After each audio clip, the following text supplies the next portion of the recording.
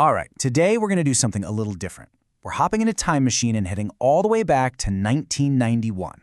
Why? Because we're going to look at this one document that, well, it didn't just predict the future, it kind of laid out a blueprint that, honestly, we're still following today. So, let's dive in.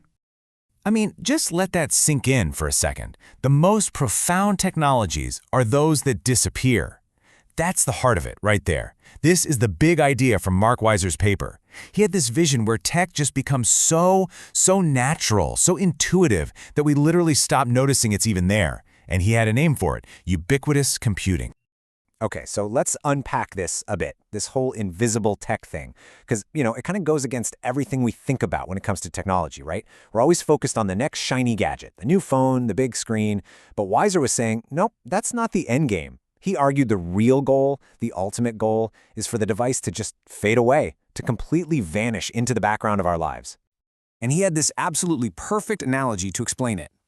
Writing. Think about it. Writing used to be this super specialized skill, only for expert scribes. But today, it's literally everywhere. It's on street signs, it's in books, it's on the candy wrapper in your pocket. You don't consciously think, okay, I am now performing the act of reading this stop sign. No, you see it and you get it. The meaning is just absorbed. That right there is a technology that has successfully disappeared. And it's not just about information tech like writing. The same thing happened with hardware. You look at old factories, right? They had one giant engine that drove the entire place. But what about now? Think about your car. A single car has dozens, maybe even more. Tiny, completely invisible motors doing everything. Rolling your windows up, moving the wipers, locking the doors. You never ever think about them. They just work. So all this brings us to the big problem Weiser saw back in 1991. He looked at the personal computer, the PC, and he said, this is the exact opposite of invisible technology. It was this big, demanding box that made you come to it. You had to enter its world, learn its weird jargon, follow its rules. The computer wasn't a tool woven into your life. It was a destination you had to travel to. So what was his alternative? This is where we get back to ubiquitous computing. The whole idea wasn't to have one super powerful box on your desk. No, it was to have hundreds of smaller, specialized devices all around you, all working together, all enhancing the world we already live in, but doing it quietly, seamlessly. And Weiser made this really crucial distinction here to make sure everyone got what he was saying. He called his vision embodied virtuality, and he put it up against something we're all familiar with: virtual reality. Think about VR. What does it do? It asks you to put on goggles to block out and escape the real world. Embodied virtuality, he said, is the complete opposite. It's all about bringing the computer's power out of the box and into our world to enhance the one that already exists. Now, this wasn't just some high-in-the-sky philosophical idea, okay? This was real. Over at Xerox's legendary Palo Alto Research Center, PARC, Weiser and his team were actually building the hardware to make this happen.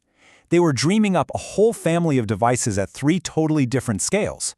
First up, at the smallest scale, you have what they call tabs. These are tiny, like inch-scale computers.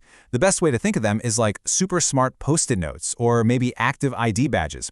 They know who you are and they know where you are. And because of that, the world around you can just respond to you. A door unlocks as you walk up to it. Your phone calls automatically get forwarded to whatever room you just walked into. See? Invisible. Okay, next up, the medium size, pads. Now, these are page-sized, about the size of a sheet of paper. And yeah, that sounds like a tablet, but here's the key difference. The big idea wasn't to have one single precious, expensive tablet that you protect with your life. No way.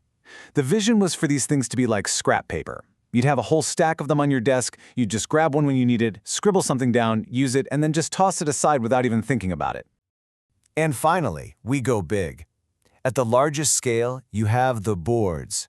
And we're talking wall-sized, yard-scale interactive displays. These would completely replace old-school chalkboards and bulletin boards. You'd have these massive, shared, interactive surfaces where a whole team could work together at the same time, even if they were in completely different buildings. Okay, and here is the truly mind-bending part of this whole vision. It wasn't about choosing do I want a tab, a pad, or a board? No. The idea was to have all of them, all the time, everywhere. The goal wasn't one computer per person.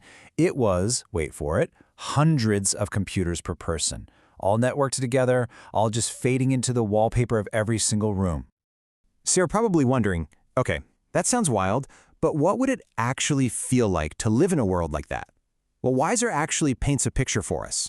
He tells this little story about a fictional character named Sal, just to show how all this invisible tech would actually work together in a normal day.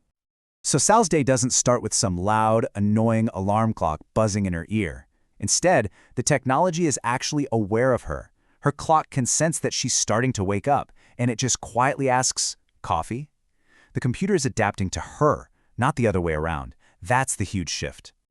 Then at breakfast, this is where you really see the line between the physical and the digital just completely blur. Sal is reading a real, physical newspaper, but with a smart pen, she just circles a quote she likes, and boom, that text is instantly sent to her office computer. There's no typing, no scanning, none of that. It's just seamless. It's like magic. And this whole system also makes working with other people totally effortless.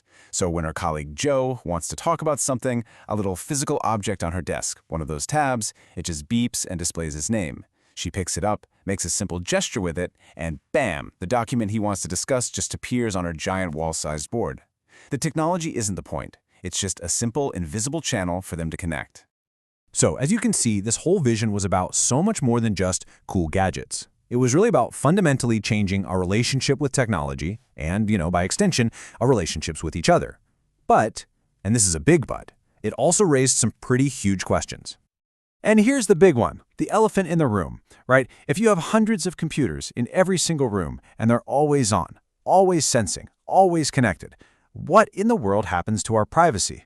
I mean, it sounds like an absolute surveillance nightmare, doesn't it? But Weiser was way ahead of us on this. He was totally aware of the danger. He even wrote that a single rogue tab could be a complete disaster, recording everything. So what was his solution? Be proactive. Don't wait for the problem to happen. Build incredibly strong cryptographic security. Think of them as basically unbreakable digital locks. Build them right into the system from day one. He actually argued that if they did it right, this new world could offer even better privacy than what people had back in 1991. And that really brings us to the ultimate point of it all, the purpose of all this tech. It wasn't just about being more efficient or productive. The goal was to make using a computer feel as natural, as calm, and as human as taking a walk in the woods.